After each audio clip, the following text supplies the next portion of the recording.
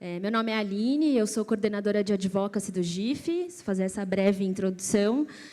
Queria dizer que eu fico muito animada para ver esse debate, seja porque, para mim, é super importante ouvir essas falas e repensar as nossas práticas, refletir sobre as nossas práticas, mas também pela complexidade que tem em exercer ações de advocacy, né?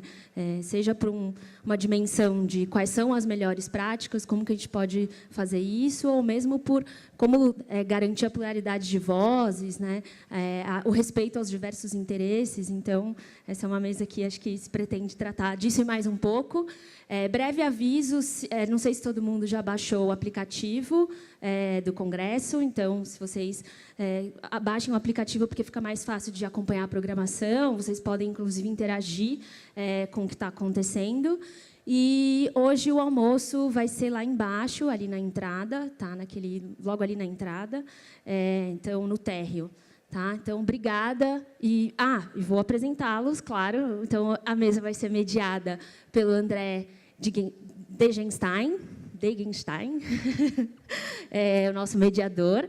E aí, nossos palestrantes aqui hoje, então, é a Andrea Gozzetto, da FGV, a Juliana Ortega, do Instituto CIA, e o Rafael Gioielli, do Instituto Votorantim. Então, obrigada pela presença de vocês também. Vou passar a palavra para o André.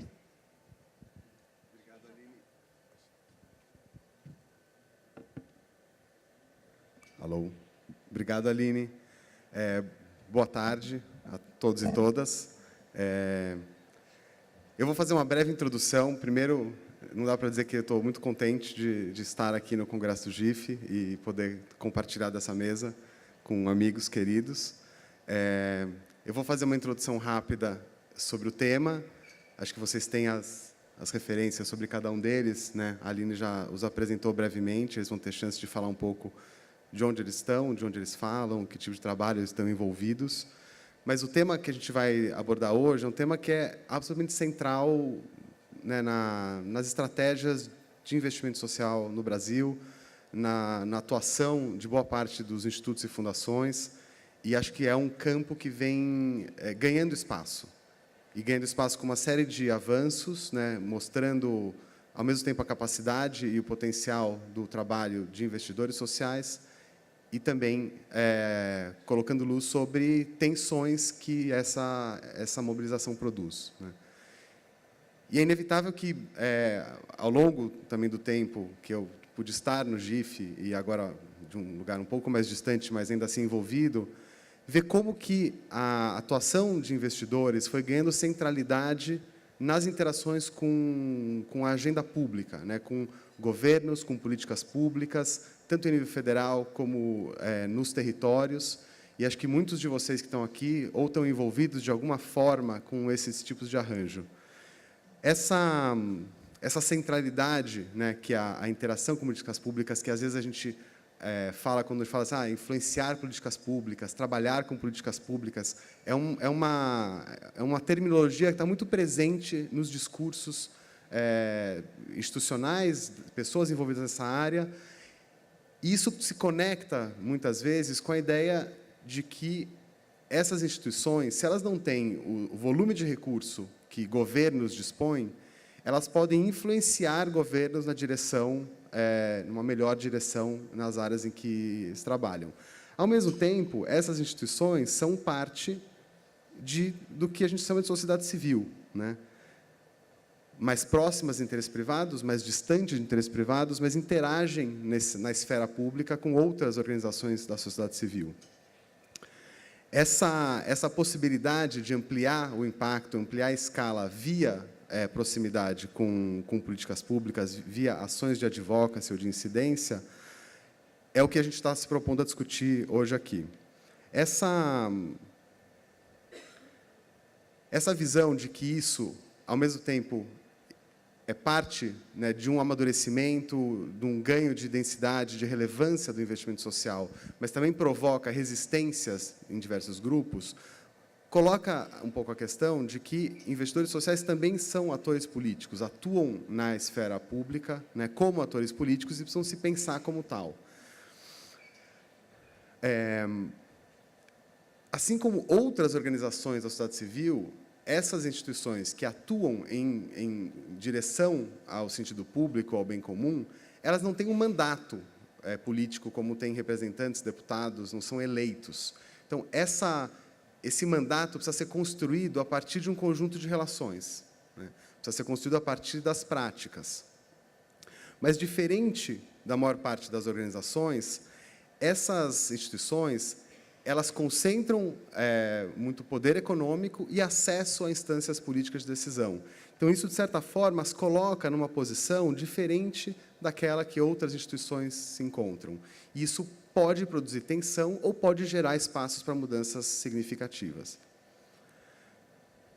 Esse crescimento, né, da chamada influência sobre políticas públicas, se é que isso é verdade, né, então também não estou tomando isso como um ponto de partida, é ao mesmo tempo um indicador de sucesso, né, e de relevância do investimento social, e também torna isso objeto de questionamento, de crítica de outros grupos, em termos de legitimidade, de transparência dessas práticas, de capacidade de representação, né, do interesse público.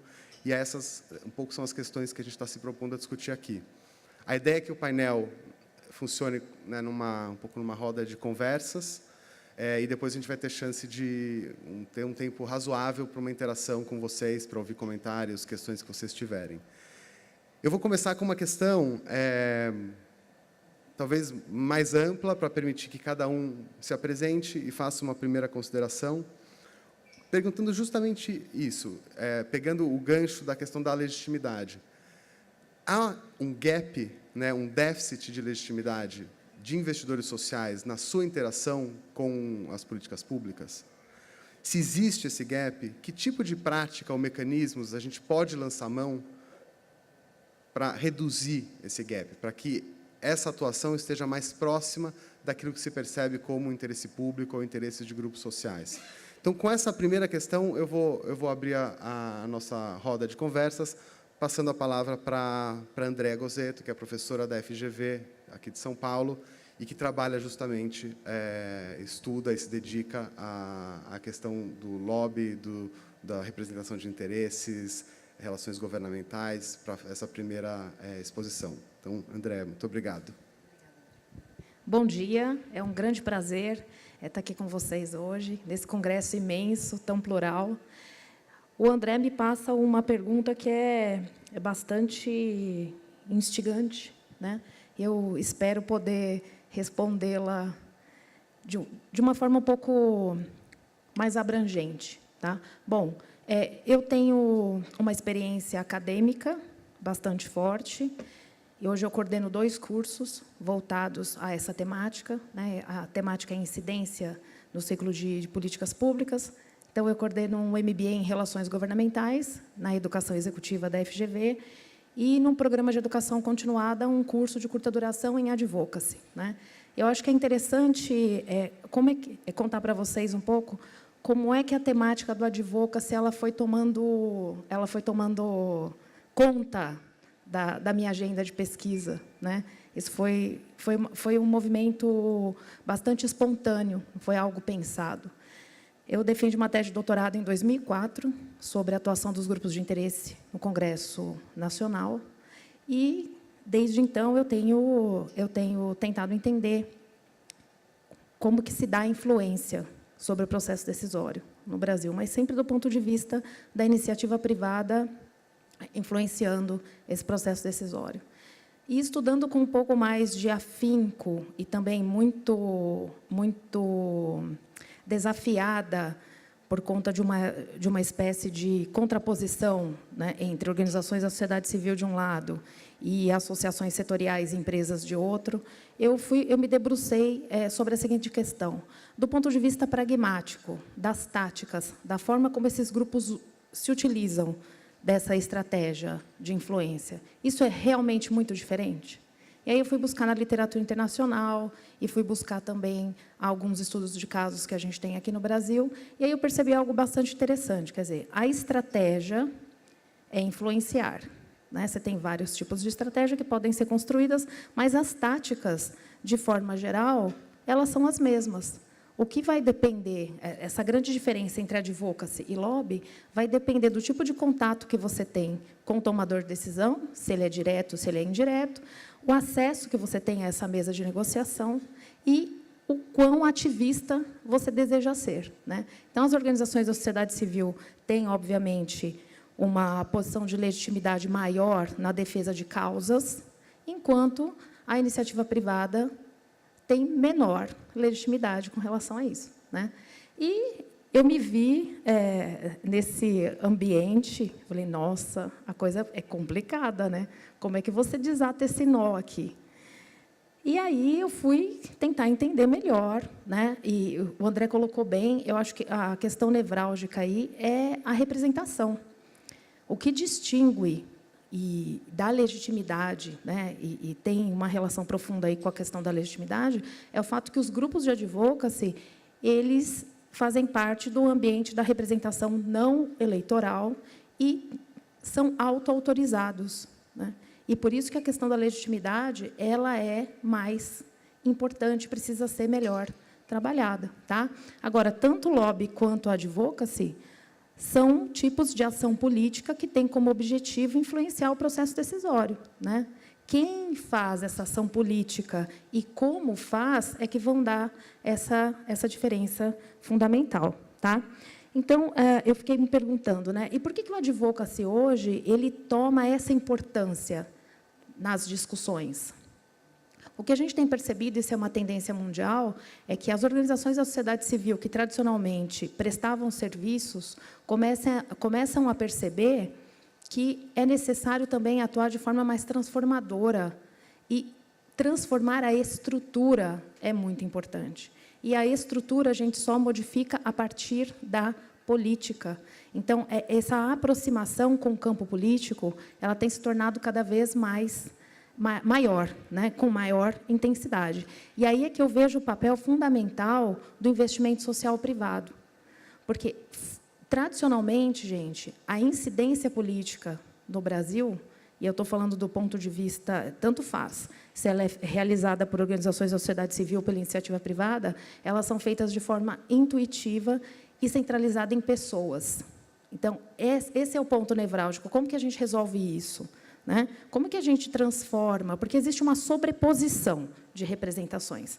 A representação eleitoral, a representação não eleitoral, né? Você tem também a representação através de instituições híbridas, tem uma política de presença. Então, e tudo isso, no dia a dia da política, na política como ela é, isso tudo vai fazendo parte de um todo integrado, né? Então, essas questões que eu acho que a gente vai conseguir pontuar melhor aqui nessa mesa. Obrigada. Obrigado, Andréa. Vou passar a palavra para o Rafael Joelli, que representa o Instituto Votorantim. Depois a gente vai ouvir a Juliana. Bom dia. Obrigado pelo convite para participar do congresso, especialmente dessa mesa.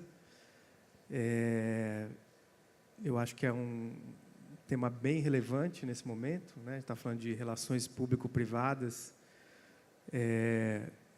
e eu acho que o Brasil passa um momento aí de uma reflexão sobre a importância desse tema e talvez descobrindo aí o quão pouco republicanas têm sido essas relações público-privadas. No caso do Instituto Votorantim, eu acho importante esclarecer, nós não temos uma atuação em advocacy tão forte, isso não faz parte hoje da nossa estratégia, porém, a gente tem um trabalho muito grande, muito forte de incidência em políticas públicas, né? Na medida em que praticamente todos os nossos programas e projetos têm como parceiro algum ente governamental e estão alinhados e trabalham em parceria com políticas públicas ou fortalecendo políticas públicas.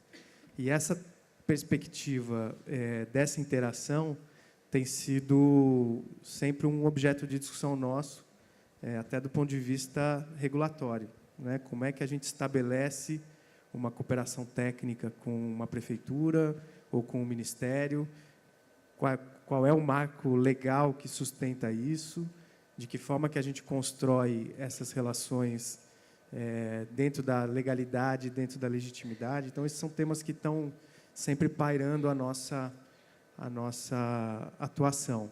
E esse ano é um ano que a gente tem uma atuação bastante capilarizada no Brasil. A gente deve estar hoje atuando em mais de 120 municípios, e em pelo menos 105 deles, onde o nosso programa de educação está acontecendo, a gente faz uma formalização de parceria com prefeituras, né? E até o instrumento jurídico que a gente tem utilizado nisso tem sido uma dúvida, uma questão, e dependendo do município, da prefeitura, é entendido de uma maneira ou de outra, né? Então, esse é um desafio. Na questão específica da legitimidade, acho que esse é um tema também que a gente está o tempo todo se questionando, né? Vou dar um exemplo dentro desse programa nosso de educação, que é um programa onde a gente estabelece parcerias com as secretarias municipais de educação. A gente já está vivenciando, e historicamente a gente sempre vivencia a cada ano, pelo menos 1, 2 ou 3 municípios acabam levantando essa questão, que é o quanto que aquele programa que nós estamos ofertando e trabalhando naquele município é uma demanda do município ou é uma demanda do Instituto Votorantim ou da Votorantim. Essa é uma questão que eu diria que talvez a cada ano, em 3, 4, 5 municípios, de quase uma centena que a gente atua, aparece de maneira explícita, né, na interação com a prefeitura. Ela chega uma hora, às vezes, casos mais críticos, fala assim, não, mas espera aí, eu estou trabalhando para o projeto de vocês ou vocês estão trabalhando para mim? Então, às vezes, chega nesse nível, né? E aí, o que a gente procura ter, primeiro, né, a gente está trabalhando dentro de uma visão nacional. Então, a gente está em 100 municípios de diversos estados, de todas as regiões. Então, a gente vai se ancorando em políticas públicas nacionais, né, trabalhando com indicadores nacionais e políticas nacionais, tentando construir parcerias também no nível federal, para depois chegar no município com um pouco mais de legitimidade na proposta. Agora, é claro que sempre pode ser que aquela proposta de intervenção não faça sentido para uma prefeitura, para um território específico, e aí a gente tem que refletir até que ponto a gente consegue adaptar aquela intervenção, ter flexibilidade, e até que ponto também essa flexibilidade vai atender à demanda específica das prefeituras. Então, eu acho que essa perspectiva de legitimidade, em tese, eu acho que o investimento social ele tem legitimidade para isso, né? Eu acho que, se a gente pensa em institutos e fundações, são organizações da sociedade civil, né, que têm legitimidade para estabelecer esse tipo de relação, até dentro do próprio marco regulatório do terceiro setor. Então, legitimidade há, mas é claro que em cada contexto você tem uma situação diferente e isso precisa ser analisado. Obrigado, Rafa. Gil. Gilene Ortega, representando o Instituto C&A. Alô. Então, primeiro, obrigado também pelo convite de estar aqui contando um pouco. O Instituto C&A tem trabalhado o advocacy, sim, como uma forma de trazer escala e impacto para os projetos. E, quando a gente foi convidado aqui para o tema, a gente foi também olhar um pouco o censo GIF, como que estava isso, né? E a gente viu que só 14% dos respondentes do censo GIF não adotam nenhuma estratégia de alinhamento e aproximação com políticas públicas, né? Então, para os outros 86%, isso é uma realidade, né? Então, acho que aqui não é uma questão de se vamos fazer ou não, e sim como vamos fazer, né? E a gente vê também que, sem a gente trabalhar também com a questão de política pública e tentar influenciar esse nível mais macro, dificilmente os nossos institutos e fundações vão alcançar o impacto e a escala que a gente deseja dos projetos. O que a gente vê também? Existem duas formas de fazer isso. Você pode, como um instituto, uma fundação, se propor a fazer um advocacy direto, ou você pode apoiar organizações da sociedade civil, parceiros, ONGs, que tenham também esse trabalho, e você, como instituto e fundação, pode apoiar, tanto tecnicamente, dando capacitação, fortalecendo institucionalmente essas organizações, para que elas façam esse advocacy em agendas que são também estratégicas para o seu instituto.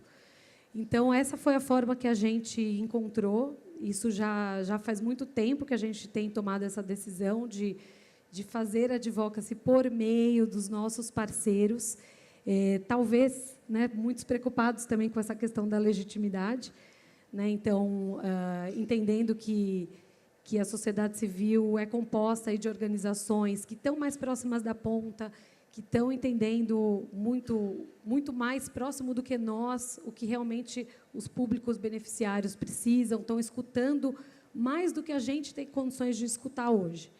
Então, a gente tem feito esse trabalho dessa forma. E temos tido bons casos aí para dividir com vocês sobre isso, né? A gente também entende que, em se trabalhando o advocacy via parceiros, também existe um grau de liberdade que você precisa dar para os parceiros, né? Os parceiros, a gente enxerga muito as organizações que trabalham conosco como parceiros e não como fornecedores do Instituto, e que também tem a sua identidade, também tem as suas crenças, também tem o seu ritmo, as suas limitações, e a gente tem olhado muito como que a gente trabalha junto com essas organizações para fortalecê-las. A gente tendo também uma sociedade civil mais forte, é o que a gente vai também ter uma democracia mais forte, a gente vai ter um Estado, enfim, que funcione melhor, controle social. Então, a gente tem trabalhado dessa forma e acho que vale aqui um pouco para fechar um pouco, eu acho que, sim, os institutos e fundações são ligados a empresas, enfim, são institutos empresariais, mas eles têm no seu estatuto e na sua raiz o interesse público. E eu acho que é aí que a gente precisa estar sempre vigilante. Por mais que exista um alinhamento com a agenda da empresa, por mais que exista uma ligação desses institutos com as empresas que os financiam, a sociedade outorga a esses institutos e fundações um caráter público, de olhar para o bem comum e de buscar uma agenda de efetivação de direitos. Então, a gente precisa sempre olhar isso. Se, por um lado, a gente vê que a finalidade está se distorcendo e mais se aproximando do interesse privado do que o interesse público, e acho que a própria sociedade que tem o dever e a legitimidade para dizer se está havendo se estamos cruzando essa fronteira, eu acho que é um sinal de alerta, né? Porque acho que os institutos e fundações podem, inclusive, perder sua licença de operar nesse sentido, né? Obrigado, Gil. A gente agora vai caminhar para uma segunda etapa da conversa, onde cada um vai se colocar aí mais livremente. E eu queria fazer só fazer uma introdução para depois ouvi-los mais sobre esse nosso tema. Eu tive a oportunidade de estar envolvido, quando ainda no GIF, numa discussão que foi particularmente interessante para esse tema aqui de hoje.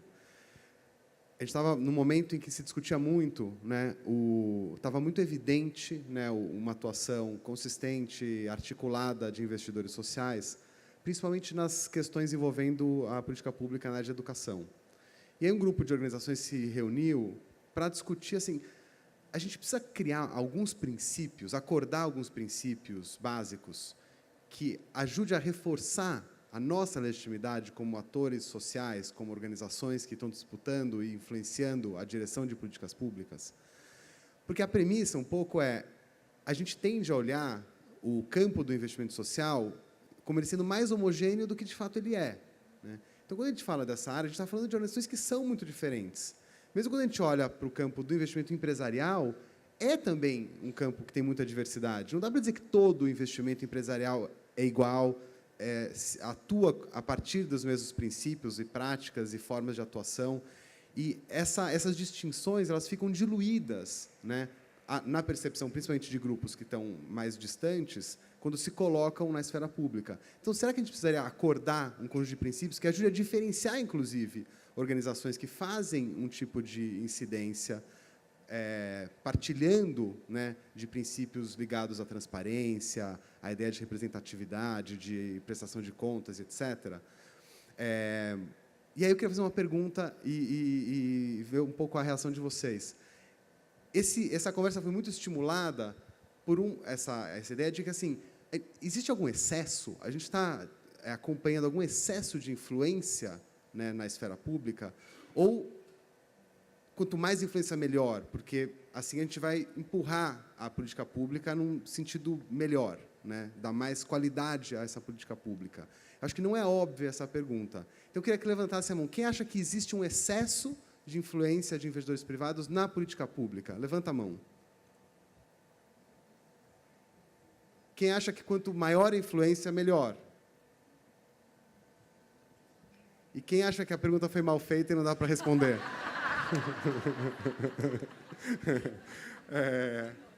Bom, eu...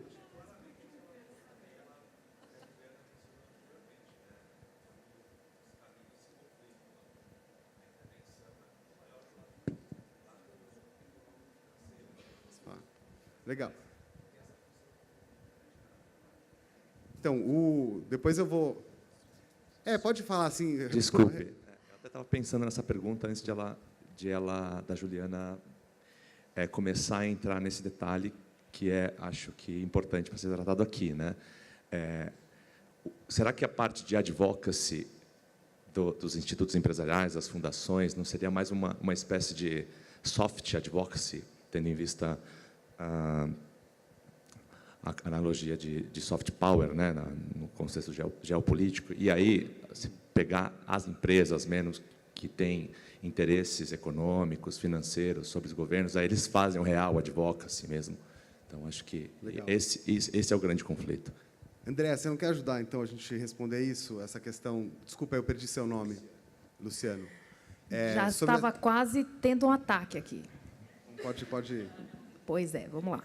Bom, eu acho que princípios básicos são essenciais, né? E os institutos devem ter esses princípios básicos em conta.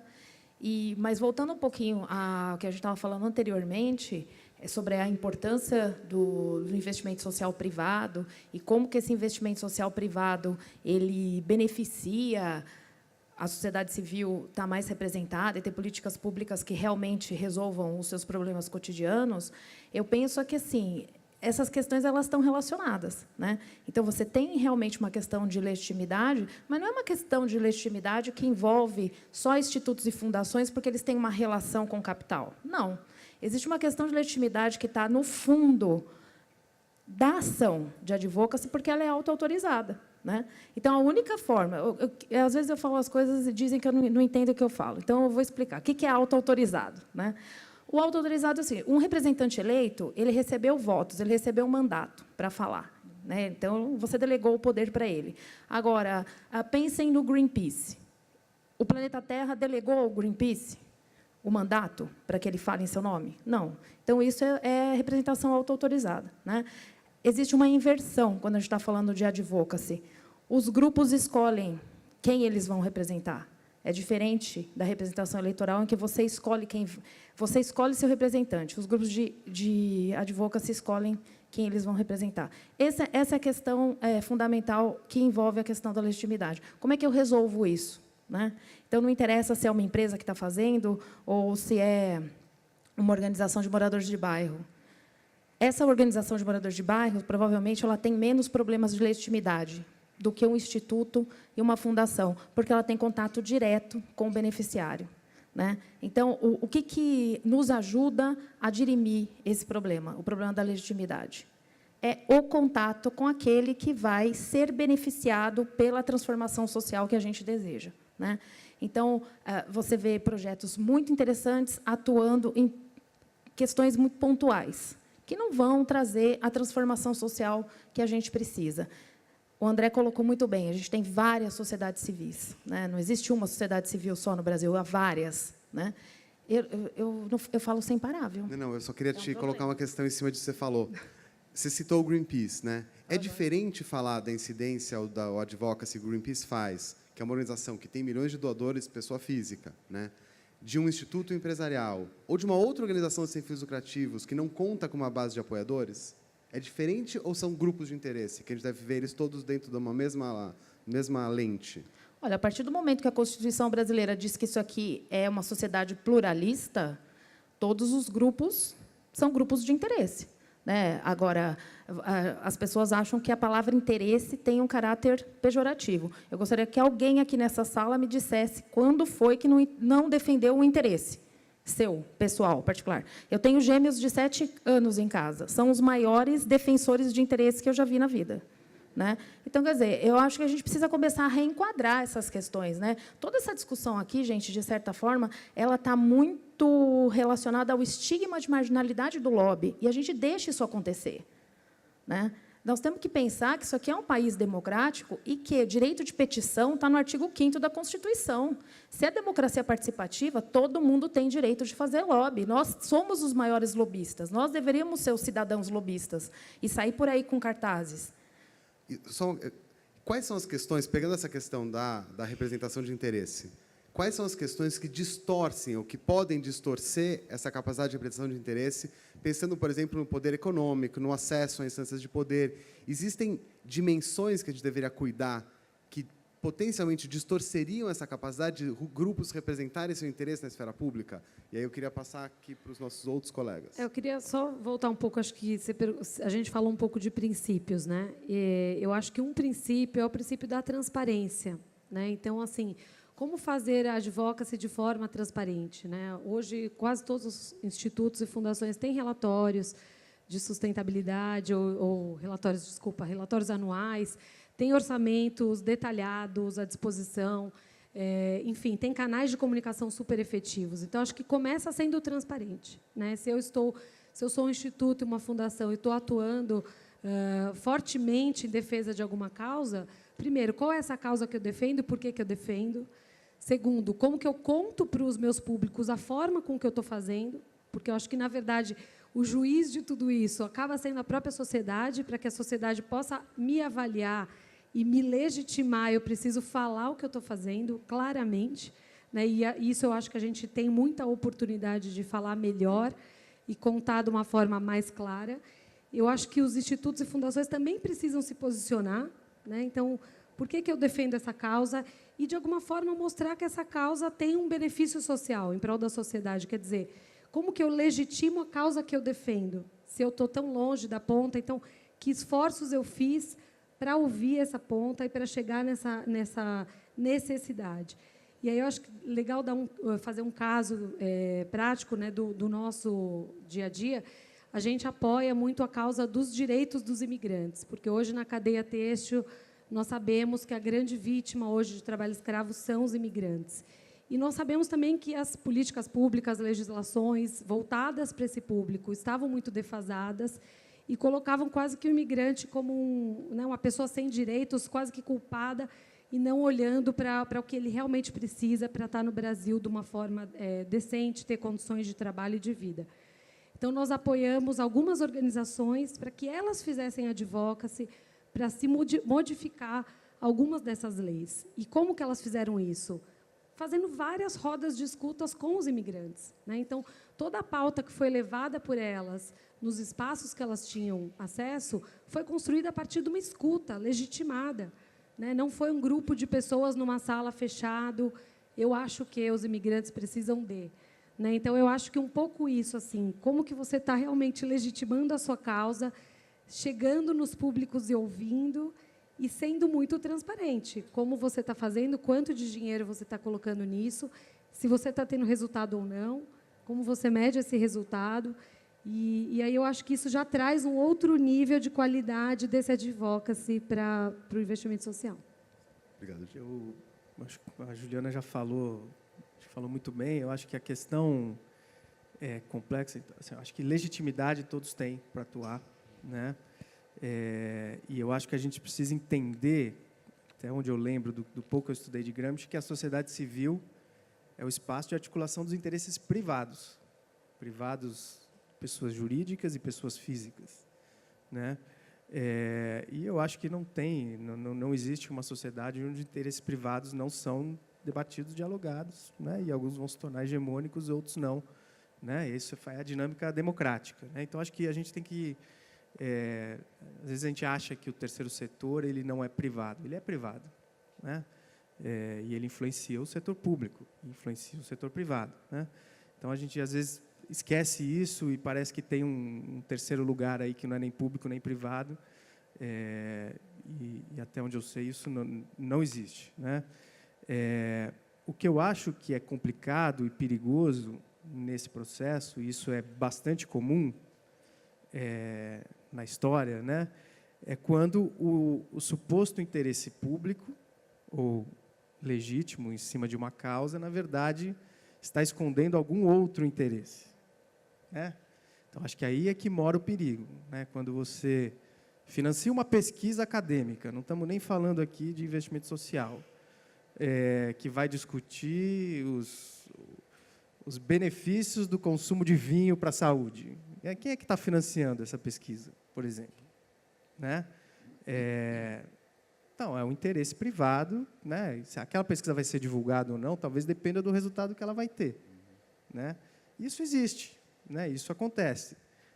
O que eu acho perigoso e complicado, e aí eu acho que é uma questão ética, de conduta, que a gente precisa refletir, quando eu estou fazendo um projeto e uma ação, aquele interesse público, né, que está na gênese daquela ação, supostamente, né, na gênese daquela ação ou daquela organização, ele está manifesto e ele é legítimo e é verdadeiro, ou ele está acontecendo apenas porque há algum outro interesse, né? Então, acho que esse é um ponto que a gente tem que estar sempre refletindo. E aí existem códigos de conduta, existem boas práticas, né, de transparência, de governança, né, que asseguram. Acho que o GIF tem um trabalho importante aí nesse tema de governança das organizações, que é isso, né? Quem são os conselhos? Como esses conselhos são formados? Né? Quem está monitorando isso? De que forma que se dá transparência às ações, aos financiamentos? Isso também na sociedade civil, né? Porque pode ser aquela organização que se diz defensora de uma causa X, alguém está financiando, né? Quem é o seu financiador? Né? É o interesse de alguma empresa que está por trás? Eu acho que a gente tem que lidar com isso de uma forma mais transparente e um pouco mais consciente, né? De que os interesses estão colocados. Então, eu acho que as práticas de governança são importantes dentro das organizações, né? Para que assegure esse caráter, essa legitimidade, e as boas práticas de conduta, né? E no caso dos institutos e fundações empresariais, eu acho que a gente vou relatar aqui algumas situações que a gente está passando, né? Então, o Instituto Votorantim segue o mesmo código de conduta da Votorantim, que veda, né, ou limita algumas práticas de interação entre o mundo público e privado. Uma das cláusulas do Código de Conduta da Votorantim é de que a Votorantim não pode, por exemplo, pagar uma viagem para um gestor público, né? Porque nesses benefícios de hospitalidade se esconde muita ação de corrupção. Pois bem, a gente está agora com uma questão lá interna. A gente fez um prêmio e os vencedores do prêmio para secretários de educação ganham uma viagem internacional para fazer um curso na área de educação fora. E aí, a área de compliance falou, olha, isso aqui não pode, né? E aí, você tem que também discutir, entrar no mérito, né? Mostrar o quão transparente foi isso, como foi o processo de assessment daqueles caras que venceram, como vai ser essa viagem, como isso vai ser reportado, que transparência que vai ser dada nesse tema. E aí a coisa segue, né?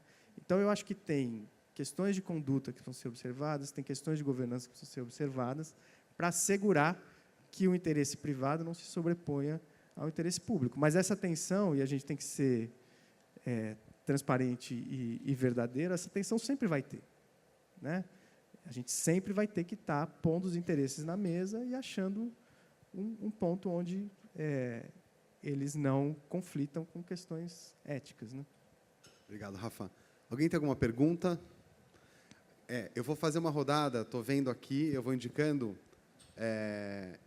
e a gente ouve uma primeira rodada de perguntas ou intervenções, depois, conforme for, a gente ouve mais respostas aqui, eu faço uma nova rodada. A gente tem mais de meia hora, então a gente tem tempo para uma boa conversa.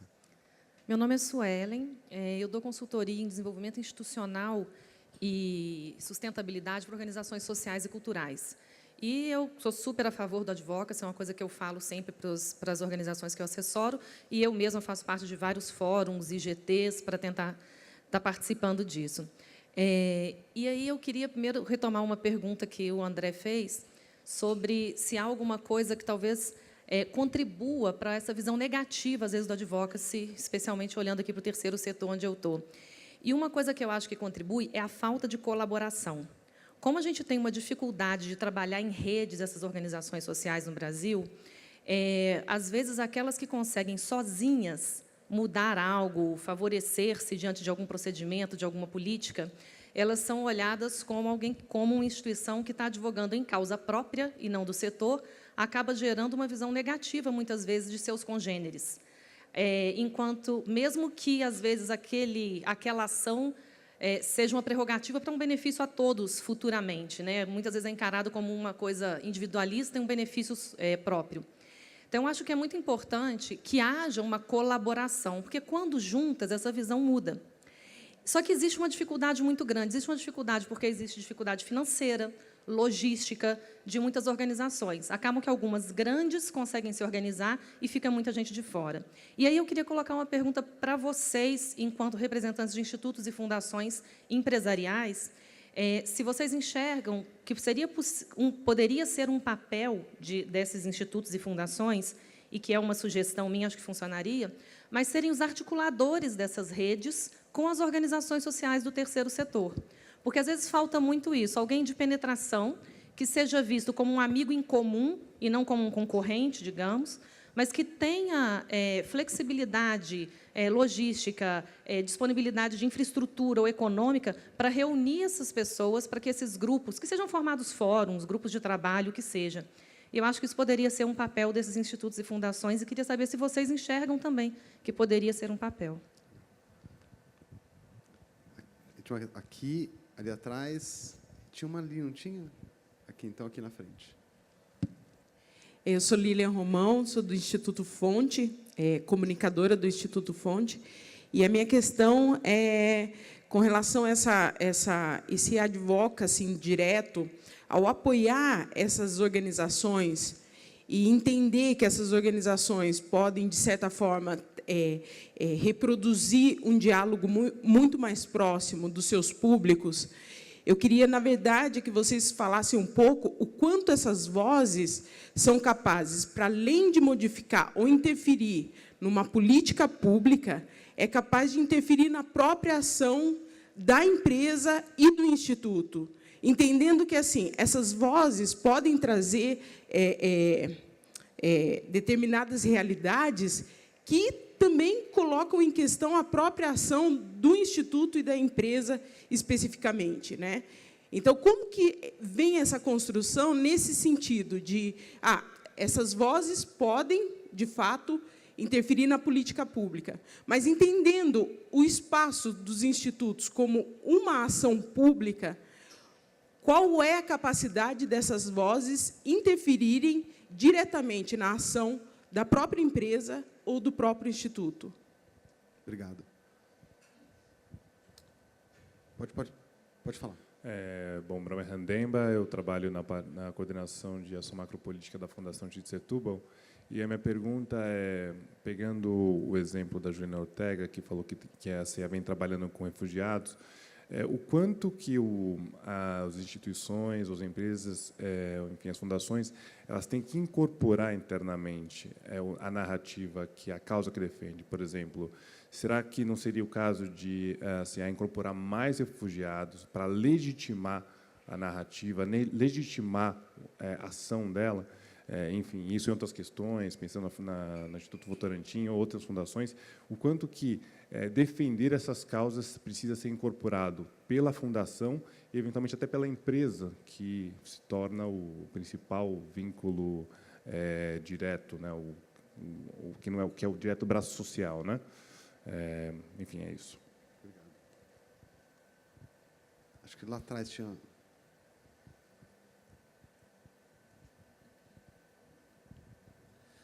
Olá, acho que meu nome é Rodrigo.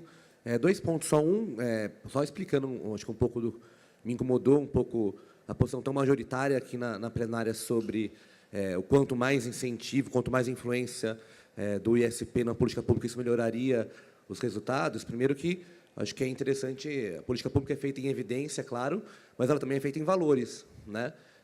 Então, não necessariamente os valores de um lado levam para uma política pública o melhor resultado, ou seja, isso não é uma verdade absoluta, entendeu? Então, só para explicar por que eu me abstive naquela votação. E, segundo uma pergunta, vocês vêm conseguindo trabalhar nos institutos, vêm fazendo advocacy, de estruturar um plano de advocacy, de fato, estruturado com metas, resultados estruturados, e conseguir monitorar isso? Quais instrumentos que vocês vêm conseguindo utilizar e trabalhar para fazer essa mensuração, essa estruturação do plano? Obrigado. Obrigado. Vou passar aqui para eles, depois eu abro mais uma rodada, tá? Quem quer começar comentando? Acho que algumas perguntas foram mais diretamente direcionadas, outras menos. Então, eu vou fazer alguns comentários. Acho que tem uma questão mais direta para a Juliana aqui, mas eu acho que é Suelen, né? Acho que você trouxe uma questão que eu acho que ela já funciona, né? Vou voltar um pouquinho no que o André perguntou quando ele falou da incidência, se é positiva, excessiva e tal.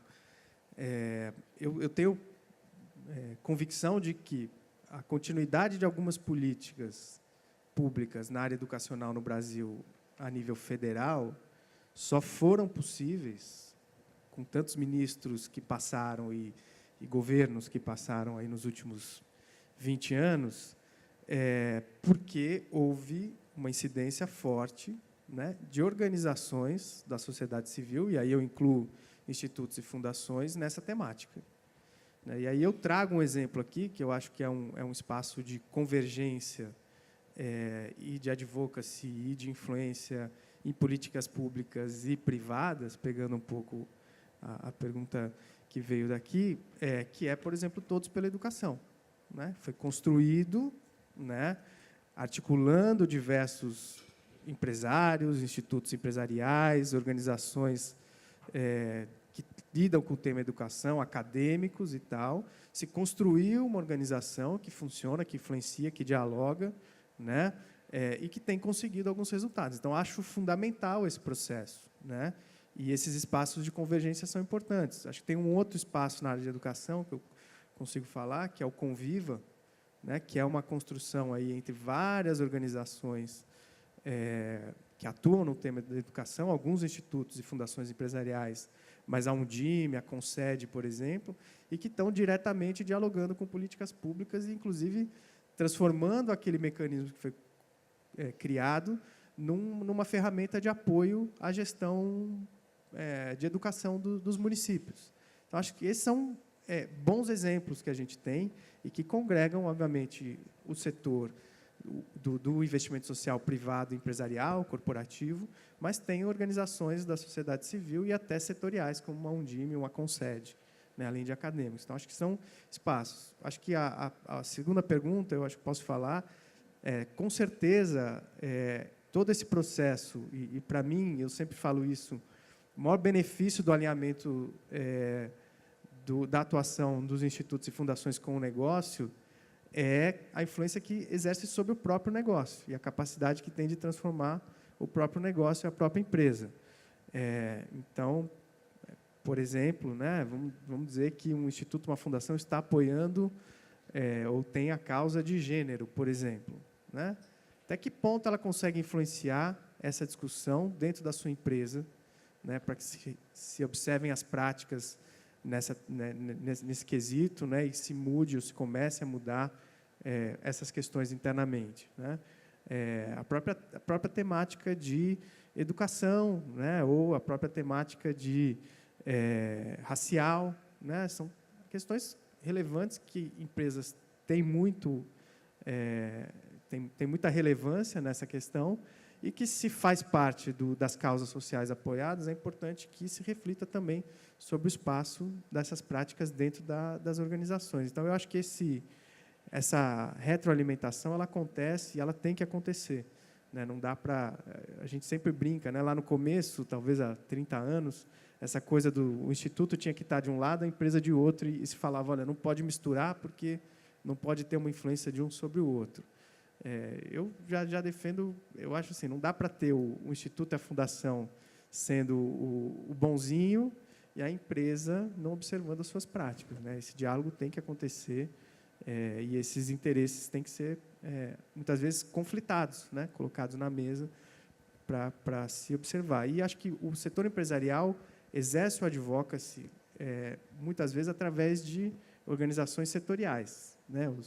os institutos setoriais, as associações de classe, e, às vezes, a gente observa que bandeiras que essas organizações defendem no Congresso, na regulamentação, conflitam com posições que a gente entende que a própria empresa, na sua atuação social, entende como relevantes. E aí é importante que essa discussão aconteça dentro da governança da própria empresa, do Instituto, né? Acho que ter esse grilo falante, às vezes, é importante.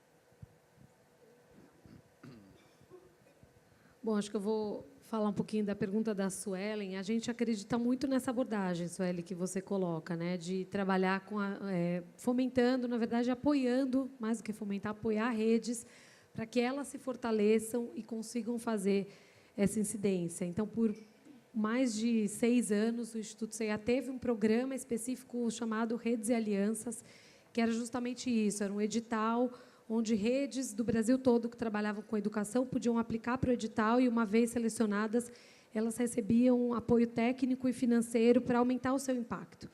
E a gente avaliou esse programa recentemente e o que a gente viu como um dos principais resultados do programa foi que aumentou o seu poder de advocacy, né? Então, fazendo coletivamente, tendo uma voz conjunta, o impacto foi muito maior e a gente teve casos concretos. Então, a gente continua com essa abordagem, esse programa especificamente não existe mais, mas agora a gente traz essa abordagem para dentro dos outros programas, em vez de existir como um programa separado, como dentro de cada programa que a gente tem, a gente traz a competência de apoiar o nascimento de redes. Teve um outro caso aqui, que eu estou olhando aqui para a Patrícia, que foi o nosso programa de leitura, Prazer em Ler, que hoje se tornou uma rede nacional de bibliotecas comunitárias que segue autônoma, inclusive, porque o Instituto, a partir desse ano, não vai mais investir na causa da educação, porque mudou de agenda.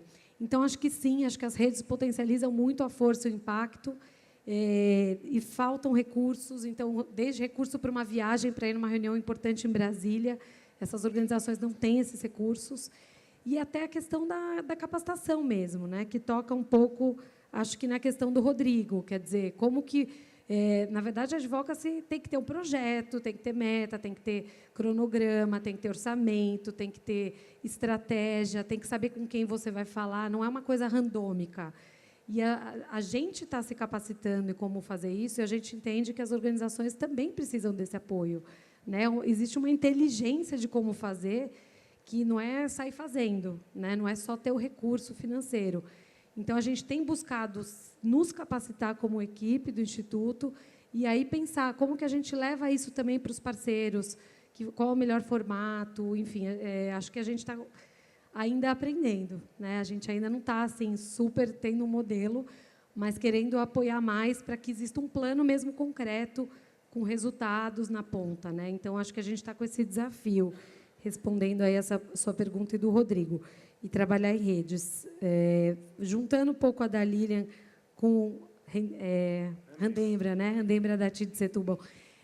Eu acho que, até construindo em cima do que o Rafael já falou, eu acho que sim, os institutos, a gente acaba sendo um pouco, funcionando como um provocador dentro da empresa, né? Como uma área quase de inteligência, porque as oportunidades que a gente tem, por exemplo, de estar nesse fórum, em outros fóruns que a gente participa, os contatos que a gente tem muito para trazer para dentro da empresa, que a empresa normalmente não teria acesso, né? E isso acaba reverberando internamente em mudanças de práticas.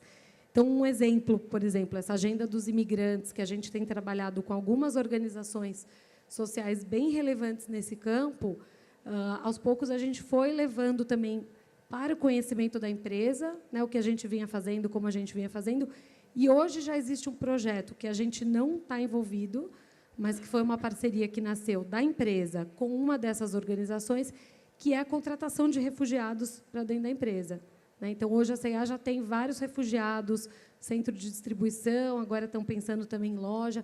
Como que a gente, então, o Instituto não faz parte dessa conversa, porque a gente entende que o nosso foco é outro, são os direitos, é o imigrante na cadeia têxtil, mas foi uma agenda que surgiu a partir do Instituto ter apresentado as organizações e ter despertado esse interesse nessas causas, né? Acho que um outro exemplo é na temática de combate ao trabalho escravo.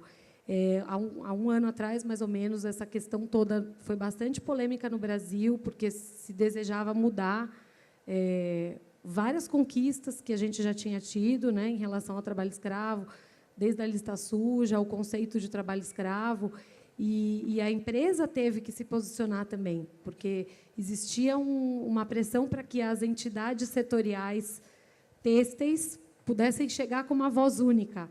Isso não aconteceu, né? Porque, como o André falou, não é porque a empresa que todo mundo pensa igual, não é porque é instituto que todo mundo pensa igual. Então, muitas vezes, também, a empresa tem que se posicionar de uma forma diferente ou trazendo ponto de vista que vai, talvez, ser mais desafiador, porque ela também precisa ser coerente com o que o Instituto está fazendo. Né? Então, acho que a gente tem buscado isso, não é fácil, se disser não, isso é super tranquilo. Não, acho que são conversas que a gente tem, mas que certamente a gente tem, o Instituto tem carregado mais essa narrativa, né? A gente tem tido mais, vamos dizer, falado mais sobre isso, comunicado mais, mas a gente sempre busca também estar junto com a empresa, provocando e buscando essa coerência na atuação. Obrigado, Gil. Andréa. Eu queria falar um pouquinho sobre a pergunta da Suelen, que eu achei bem interessante. Ela fala da questão da colaboração e coloca também alguns desafios, né, para que essa colaboração aconteça.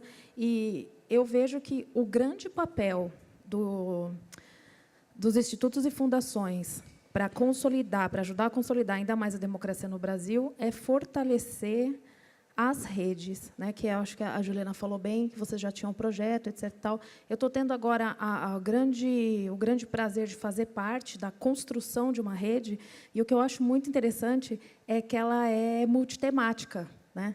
Que essa é uma coisa que também a gente não vê muito. Você vê a construção de redes, mas redes temáticas, diversos, e já existem desafios imensos quando você vai construir uma rede sobre o mesmo tema, né? Imaginem só você construir uma rede que está trabalhando com meio ambiente, direitos humanos e transparência. São agendas diferentes, mas o que se pensa? Se pensa ali em capacitar. Então, eu já falo um pouquinho também sobre a pergunta, eu esqueci o nome daquele rapaz, que falou da questão da estruturação de um plano de advocacy, né? Que é essencial. O que essa rede ela pensa? A ideia é trabalhar o advocacy de forma coletiva e unir, está sendo liderado pelo Instituto Ethos, inclusive, e unir as forças para que o advocacy dessas organizações ele seja mais impactante, né? E o foco principal é a questão da capacitação.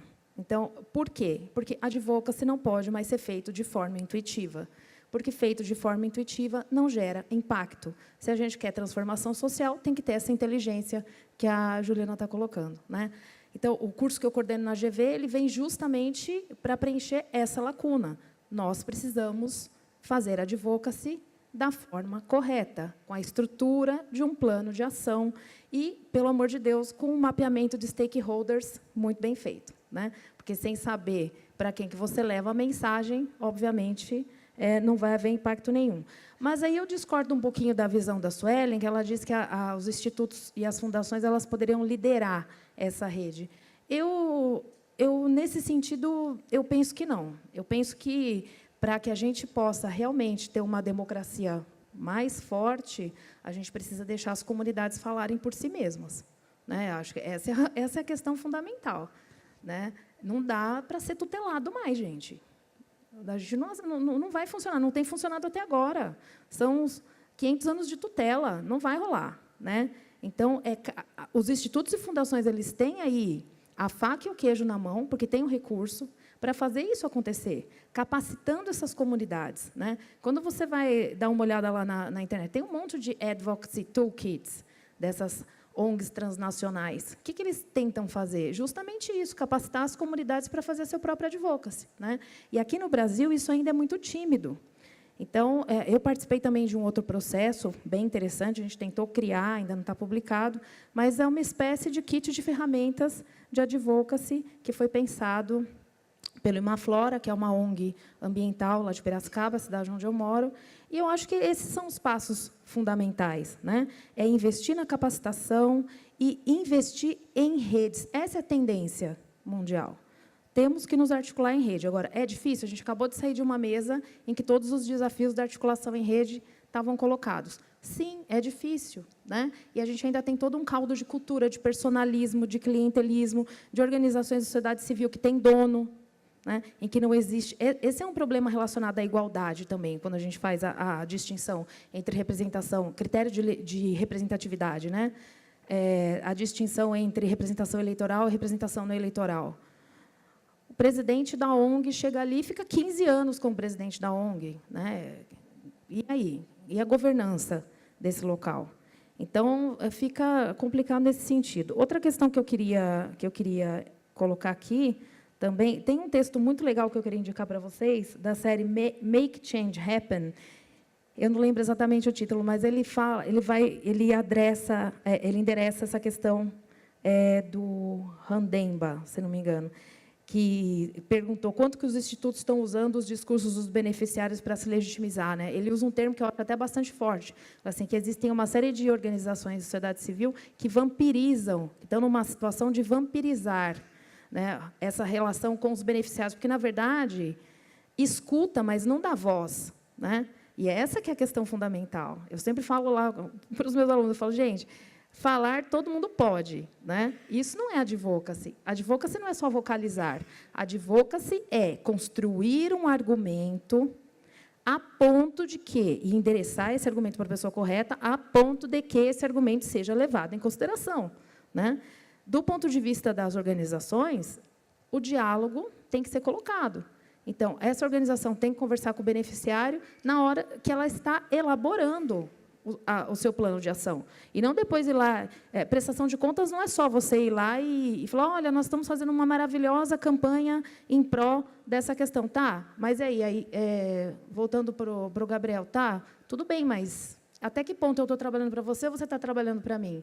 Isso aqui, nesse município, não me interessa, né? Então, esse contato maior com o beneficiário é que vai garantir que organizações da sociedade civil possam ter uma representação democrática. Então, acho que o que a gente precisa discutir, esse é o próximo passo, é como é que vai se dar a capacitação para que essa sociedade civil possa realmente fazer uma incidência política com impacto, tá? E como é que eu construo uma representação democrática, partindo do pressuposto que esses grupos não têm mandato. Obrigado, André. Vou fazer mais uma rodada. A gente tem mais uns 15 minutos. Pedir para todo mundo assim, falar bem diretamente. Tem uma pergunta aqui, ali, Daniel. Acho que o Paulo tinha levantado a mão também. Não? Tá. Oi, eu sou Luísa, eu trabalho no Instituto Clima e Sociedade, que é uma instituição que fomenta organizações da sociedade civil. Eu estou achando muito interessante essa discussão, inclusive essa questão da legitimidade. Eu acho que queria ouvir de vocês o quanto que isso não passa por financiar organizações da sociedade civil e dar voz a essas organizações. A discussão de envolver os beneficiários, o exemplo que foi dado com os imigrantes, é super interessante, quando possível, é super necessário. Mas nem sempre a gente consegue fazer isso, né? Quem defende as baleias não vai conversar com as baleias, quem defende a primeira infância não dá para conversar com os bebês e as criancinhas pequenininhas para saber o que é importante para elas. Então, não é uma solução mágica que funcione para todas as causas, né? Eu acho que ter um conjunto de instituições que trabalhem com a mesma causa, seja fazendo advocacy, seja promovendo conhecimento para que as políticas públicas sejam também baseadas em evidências e não simplesmente baseadas no nosso achismo, na nossa dedicação à nossa causa, também é uma chave importante que está precisando entrar na nossa conversa. Obrigado.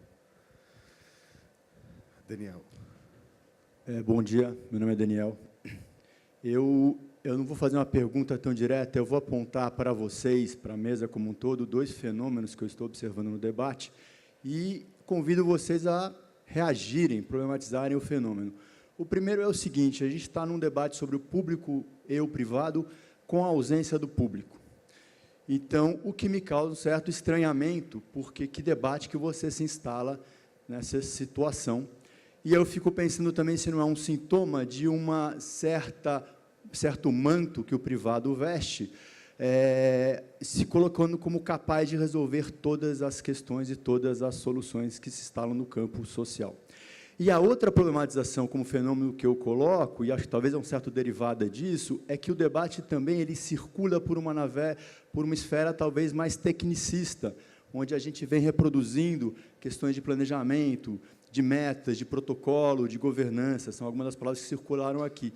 Eu sinto um pouco falta de um debate, assim, onde é que está, e aí a minha pergunta talvez seja, onde é que está a política dentro dessa história? Porque esta é uma relação que ela não é uma esfera só marcada pela técnica, mas ela é uma esfera marcada pelo político, e eu queria enxergar um pouco isso nessa conversa. Obrigado. Eu me perdi. Quem que estava... Ah, tem duas ali, isso, ali no fundo. Tem aqui também?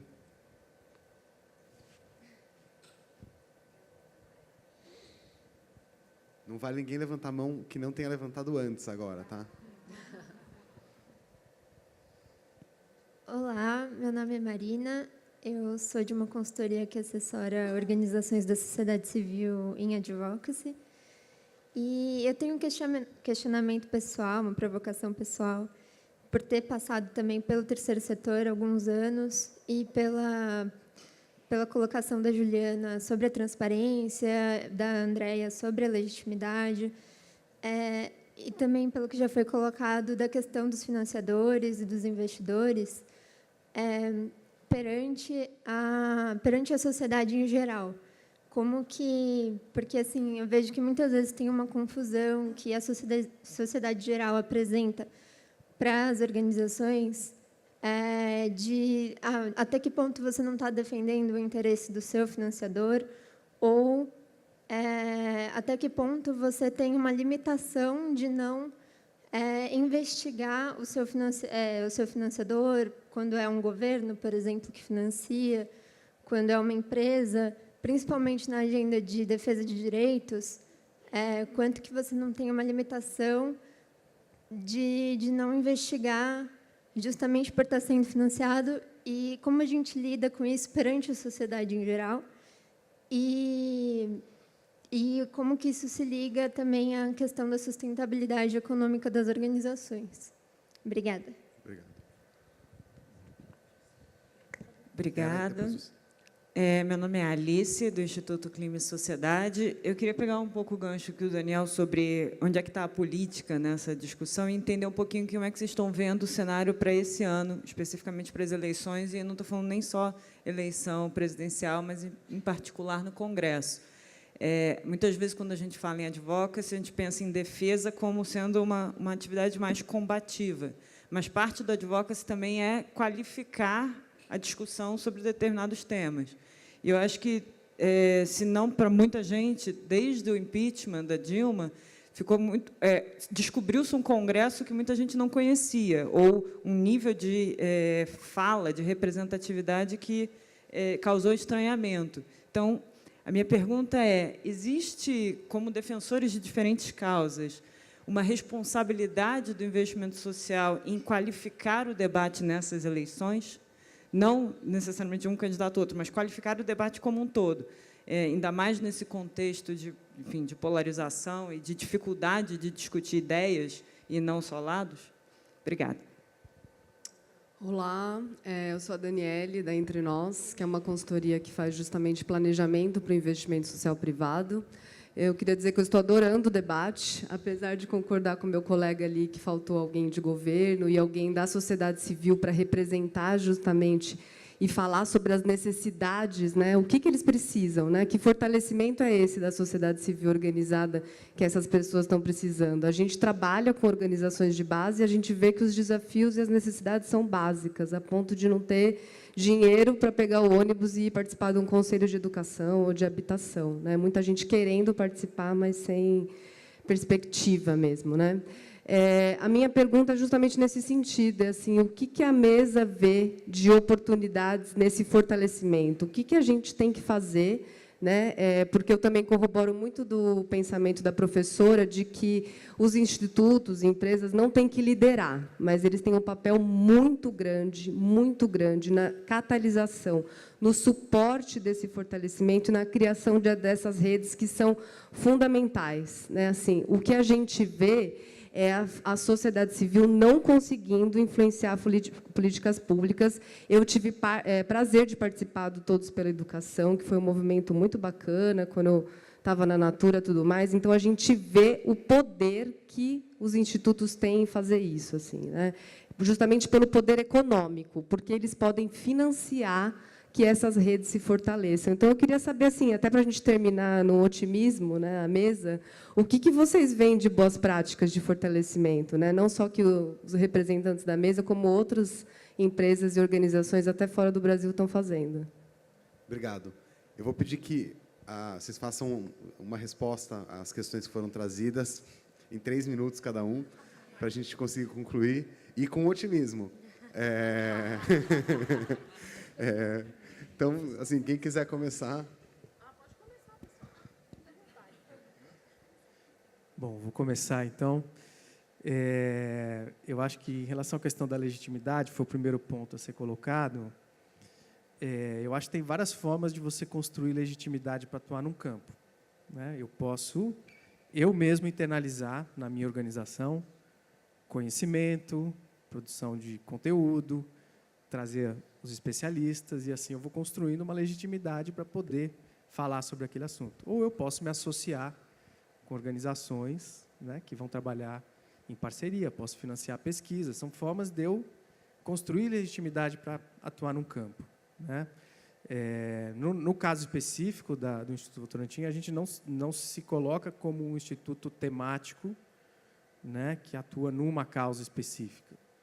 Mas a gente atua em algumas causas. Então, ao querer atuar nestas causas, a gente vai olhar para as organizações que atuam no tema, para os acadêmicos que atuam no tema, a gente vai olhar para as políticas públicas que entendemos ou que são entendidas, né, por esse grupo, que são relevantes, e, lógico, que aí há escolhas, né? Você pode ter 2, 3 tendências acadêmicas, você pode até dialogar com todas, mas, em algum momento, você toma um partido, né? Mas isso é uma forma de construir legitimidade, né? Assim que a gente procura fazer. E tem institutos e organizações que, em si, internalizam o conhecimento, internalizam o conteúdo, se colocam, é uma forma de construir legitimidade. Aí eu vou pegar a provocação da Daniele, assim, a sociedade civil está aqui, né? Eu acho que talvez algumas organizações, talvez independentes ou temáticas ou sem vínculo com o setor empresarial não estejam na mesa, mas o Instituto Empresarial é uma associação, é uma entidade da sociedade civil, né? E muitas têm legitimidade para falar sobre o tema. Eu acho que a gente também precisa tomar cuidado, e eu acho importante a pluralidade, mas, assim, tem organizações de base empresarial que têm legitimidade para liderar causas, inclusive, para liderar temas, para liderar debates, né? É lógico que não são todos os temas, né, e não são todas as organizações, mas tem organizações que sim, que constroem um conteúdo e que conseguem sim se posicionar porque tem acúmulo de conhecimento, tem legitimidade para fazer e protagonizar e liderar, inclusive, redes e temas. E aí, pegando a provocação do Daniel, eu acho que a política tá aqui, de fato, o setor público não está. E aí talvez tenha sido não sei se foi uma escolha ou se foi um lapso, né? Mas, de fato, poderia estar. Mas o que eu acho importante, acho que a política está aqui. Quando a gente fala de interesses, o que é a política? Né? A negociação de interesses, né? São as relações de poder e as negociações de interesses que se estabelecem. Acho que a gente falou que os interesses privados estão colocados aqui o tempo todo. Então, a política está aqui, sim, né? Eu não acho que foi um debate só que ficou mirando em tecnicismos. Eu acho que, para que a gente possa ter o exercício da política dentro de preceitos republicanos, democráticos, acho que existem alguns mecanismos que ajudam a assegurar isso, né? Então, acho que está bem colocado, na minha visão, a questão política, quando a gente tratou de interesses aqui e admitiu que eles existem e que, às vezes, são conflitantes, né? E acho que essa complexidade que é o bacana, e por isso que, às vezes, o que você chamou de tecnicismo ajuda, né? A governança ajuda você equalizar ou reduzir conflitos de interesses que existem, né? E que, se você não admite, você não consegue gerenciar, né? E aí, o último ponto sobre eleições, eu não lembro agora quem perguntou, eu acho que, de fato, a gente tem um ano bastante complexo. Eu acho que a temática de eleições ela é preocupante, porque acho que o grande risco que tem, né, é que a gente tem um processo eleitoral esvaziado nas discussões, né, desacreditado pela população. Eu acho que esse é um grande risco, né? Então, eu acho que precisa haver um esforço para que o processo das eleições seja um processo valorizado, né, e que se entenda a real importância dele. Nesse sentido, a gente, na Votorantim, ainda não posso dar detalhes no projeto, mas a gente vai lançar, provavelmente no comecinho de junho, um projeto e uma ação em torno do processo das eleições de 2018, no sentido de ajudar, de oferecer ferramentas para que o cidadão, o eleitor, possa refletir de uma forma estruturada sobre o seu voto. Então, essa é uma temática que está bastante presente nas nossas discussões, na nossa preocupação, porque a gente vê um esvaziamento desse processo e o risco grande de que os votos sejam pouco qualificados, né, pouco refletidos, ou sejam votos de protesto e de indignação, e aí a consequência de você ter um Congresso com votos de protesto pode ser muito, muito complicado. Bom, eu não vou conseguir responder todas, acho que eu vou escolher 3 tópicos aqui, começando pelo primeiro, sobre uma pergunta que veio sobre o quanto que quem está recebendo o recurso consegue também questionar, né? Foi uma pergunta da Molina. E, de fato, isso é uma questão, existe sempre uma relação de poder quando você é doador e donatário, né? Então, acho que isso não sai de cima da mesa.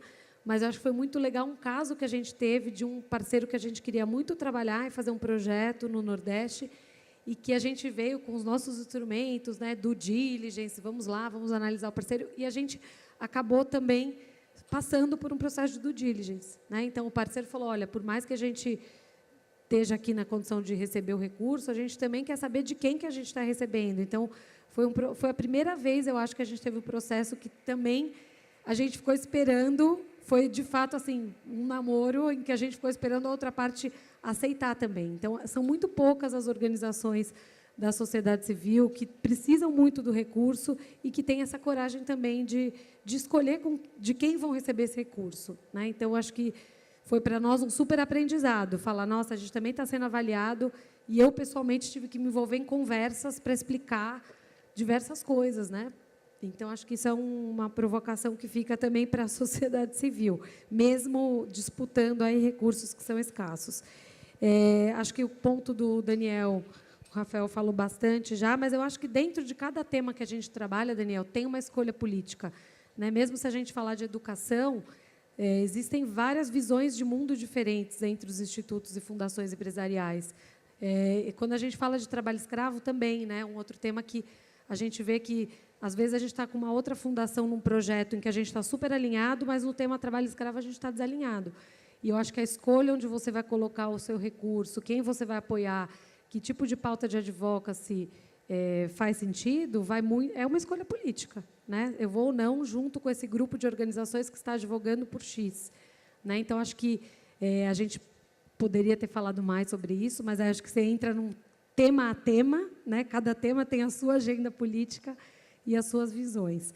E acho que, por último, para terminar com um pouquinho de otimismo, falando de desenvolvimento institucional, é uma aposta que eu acho que a gente tem que continuar fazendo. A gente já teve essa discussão no ano passado, ou até retrasado, do Congresso GIF. Eu já nem lembro se foi no passado ou no retrasado.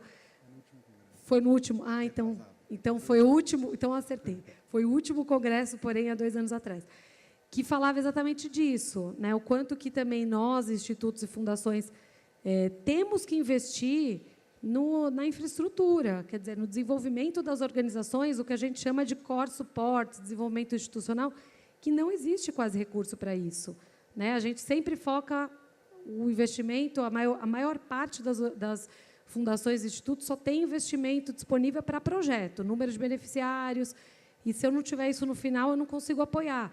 Só que essas organizações precisam ter, minimamente, pessoas capazes, recurso para se manter, uma governança mínima, recurso para se capacitar, e não existe dinheiro disponível, assim, é muito difícil, né? Então, acho que fica também o convite para, gente, para termos bons projetos, precisamos investir no desenvolvimento das organizações. Isso é muito necessário. Obrigado. Para finalizar, Andréa. Ok, só duas questões. Pegando a fala da Juliana. Juliana, eu adorei essa sua última colocação, porque eu estava pensando justamente nisso, para responder a pergunta da Daniele, né? Para a gente responder em alto astral.